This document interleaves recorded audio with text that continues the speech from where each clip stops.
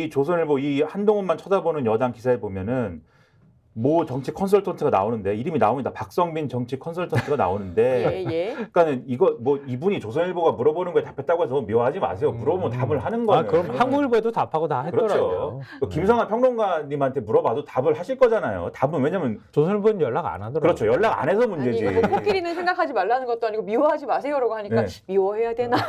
그래서 절대 묘하지 그런 마시고. 느낌이에요. 네. 그러니까는 이제 코멘트를 해주는 건데 예. 한 위원장은 각종 여론조사에서 왜 아직 정부 심판론이 더 높은지 생각해봐야 한다. 그래서 원희룡, 나경원, 안철수 등 차기 대권 주자들과 공동선대위를 구성해 당의 미래 비전을 제시하는 방안도 검토해야 한다. 이렇게 얘기했다고 하거든요.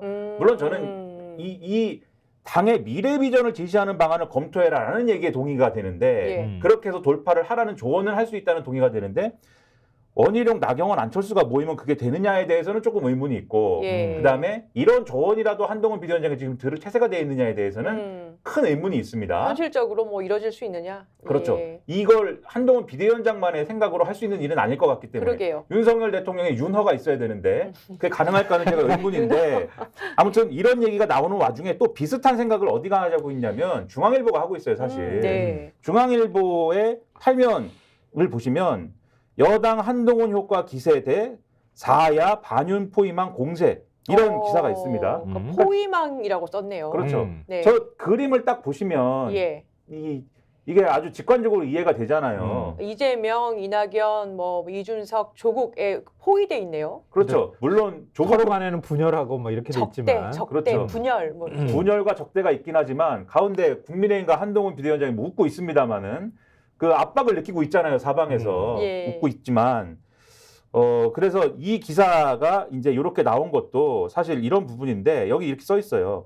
총선 한 달 앞둔 시점에서 이 국민의힘이 반윤을 기치로 내건 범야권에 고립된 형국이라는 평가가 나온다.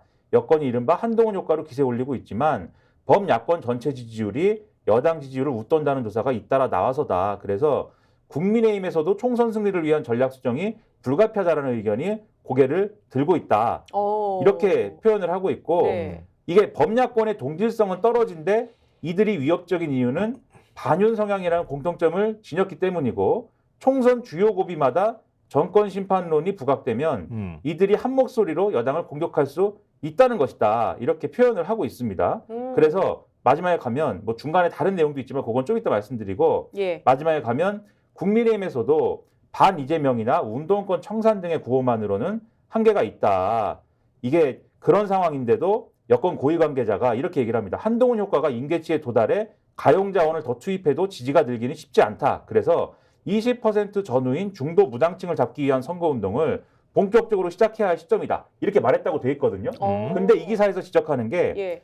한동훈 위원장이 이달 초부터 중도층의 승부를 좌우하는 충청, 경기 등의 격전지 위주로 행보하는 것도 이런 흐름에 따른 것이라는 당 관계자의 설명이다. 다만 정치권에선 산토끼를 향하는 발과 달리 한 위원장의 메시지는 반 이재명, 반 종북에 머물러 있다는 지적이 나오고 있다. 이렇게 끝내고 있어요.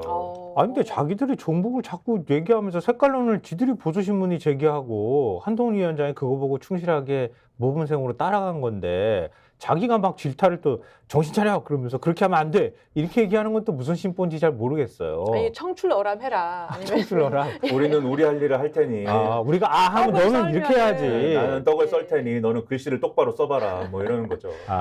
근데 이런 거예요. 아까 조선일보 3면에서 한동훈만 쳐다보는 여당 이렇게 얘기가 되고 있잖아요. 그러면서 위기의 원인이 될 만한 것들을 추가로 붙여놓은 것들이 있어요. 그러니까 지금 이렇게 조국이 갑자기 나타나서 조국 장군이 나타나서 가뜩이나 포위돼 있는데 새로운 장군이 한동훈하고 내가 싸우겠어 그러고 나가가지고 보니까 한동훈이 아니라 저 뒤에 있었던 윤석열 나와 이렇게 된 거 아니에요.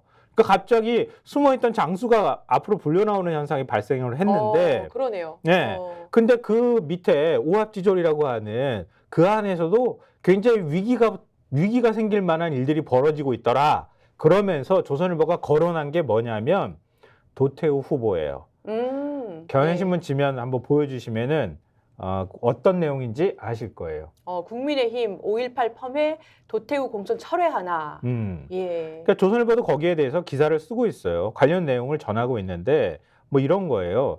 그러니까 도태우 변호사가 과거에 지금 5.18 참여 발언, 그러니까 5.18 북한군 개입설 얘기한 발언이 있었잖아요. 그 얘기도 있었고, 그 다음에 다시 일베 발언 문제도 있었잖아요. 일베 그 링크했지. 인용 링크했지. 일베 글을 자기 페이스북인지 SNS에 링크를 막 해놨습니다. 근데 이게 공교롭고 참 우스운 것이 뭐 극우 공천이다 뭐 이런 얘기를 막 했더니 한동훈 비대위원장이 자꾸 우리더러 그런 얘기하는데 뭐 우리 중에 뭐 일베가 있습니까? 이랬거든요. 근데 바로 다음 날인가 한겨레가 맞아. 도태우 후보 한겨레입니까? 경향신문입니까? 이게 좀 헷갈리는데 도태우 후보 그 SNS를 봤더니 이렇게 일베 게시물을 많이 링크를 했네요. 이렇게 기사를 딱 쓴 거예요. 그러니까 이게 얼마나 웃깁니까? 화답하는 꼴이 됐네요. 그러니까 지금 그리고 정용환 공관위원장이 그랬잖아요. 우리는 발언의 다양성을 중시하는 당이다. 충분히 검토했다. 발언 중에 하나로 그 무대에 오를 수 없는 발언이잖아요. 근데 그렇다고 얘기를 하는 거예요, 지금. 그러니까요. 근데 이런 일들이 점점 불거지니까 리스크가 계속 커지고 있으니까 당 내부에서, 당 지도부 내에서 중도층이 돌아설 수 있다. 이런 지적이 나왔다고 하는 거예요. 그래서 어제 열린 비대위 회의에서 일부 비대위원이 도 변호사 문제를 제기를 했다 그래요. 한 위원장이 오후에 언론에 입장문을 냈거든요. 거기 보면 공관위에 도태우 후보 과거 발언 전반에 대해 국민 눈높이에 맞는 면밀한 재검토를 요청했다. 이렇게 발언하고 있어요. 근데 이것도 망설이다가 한 거예요, 사실. 이게 어제 상황을 보면 어제 비대위 회의에서 일부 비대위원, 그러니까 예를 들면 호남 출신인 박은식 비대위원, 그다음에 김경률 비대위원 이런 사람들이 굉장히 강하게 문제제기했다는 겁니다. 지금 다른 언론 보도까지 쭉 종합을 해보면 김경률 비대위원이 언론에 이제 한 얘기를 보면은 사실상의 이제 공천 철회를 요구를 했다는 거예요. 근데 거기에 대해서 한동훈 비대위원장이 이게 어쨌든 절차에 맞춰서 공천이 된 게 있고, 그러니까 경선에서 이긴 거잖아요, 도태우 후보는 지금. 그렇죠.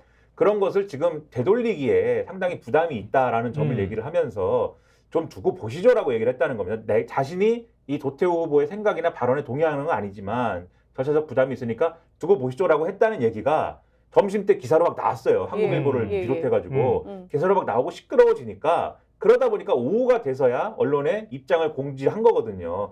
재검토를 요청했습니다. 근데 이거는 그러면은 철회된 것이냐? 지금 기사 제목에서 보듯이 철회된 건 아니고 결국은 공관위가 결정을 해야 돼요. 비대위가 그렇게 요청을 한 것이기 때문에. 다만 비대위가 어쨌든 최종적으로는 도장 찍어줘야 공천이 되는 것이기 때문에 재검토를 요청했으면 철회될 가능성이 높겠지. 이렇게 언론은 보는 거지만 하지만 애초에 이게 문제가 제기가 일단 됐던 거고 계속해서 불분명한 태도를 취해왔던 것이 유권자들의 뇌리에 남아있는 거 아니겠습니까? 도움이 되겠냐는 거죠. 이런 것들이. 그러니까 유영하 변호사는 박근혜 전 대통령의 최호위무사이자 그 국민의힘에서 크게 거부감이 없단 말이에요. 물론 굳이 따지자면 그러니까 2016년 그때 공천 때 그때 옥새 들고 나르샤하고 그랬던 소동이 유영하 변호사를 송파에다 꽂으려고 하면서 벌어진 거란 말이에요. 김무성 전 대표가 안 됩니다. 아니되옵니다. 그때 청와대에서 뭐 요구했던 뭐 6명인가 뭐 있었는데 그 중에 핵심이었죠. 그 문제가. 그거 아니되옵니다. 그랬는데 이번에 유영하 단수 공천 줘버렸잖아요. 예, 맞아요. 그 보수 인사가 그거 보니 코미디 같다 이렇게 얘기를 하더라고. 그때랑 똑같은 일이 벌어진 거예요. 그러면 국민의힘은 도대체 어디로 간 거야? 탄핵의 강 완전히 되돌아간 거야? 이런 얘기를 보수 인사가 심지어 입에서 얘기를 하더라고요. 근데 도태우 변호사는 부담스러웠잖아. 극우의 행보를 보였기 때문에. 그러니까 어찌 보면 경선을 붙여주는 것으로 성의 표시를 했는데 덜컥 경선에서 이겨버렸네? 이겨버렸는데 이거 감당도 못하는데 박 전 대통령 하여튼 어떻게든 내가 지켰던 사람이다라고 하는 타이틀이 있단 말이에요. TK의 민심이 또 있잖아요. 이거 공천 철회할까? 그래서 이런 게 부담스러운 가운데 이런 것도 사실 야권 아까 포위된 한동훈 비대위원장 얼굴을 떠올리시면서 이 포위된 세력들의 공격 포인트 아니겠습니까? 스픽스는 말하는 언론입니다. 대세는 유튜브, 그중에서 스픽스.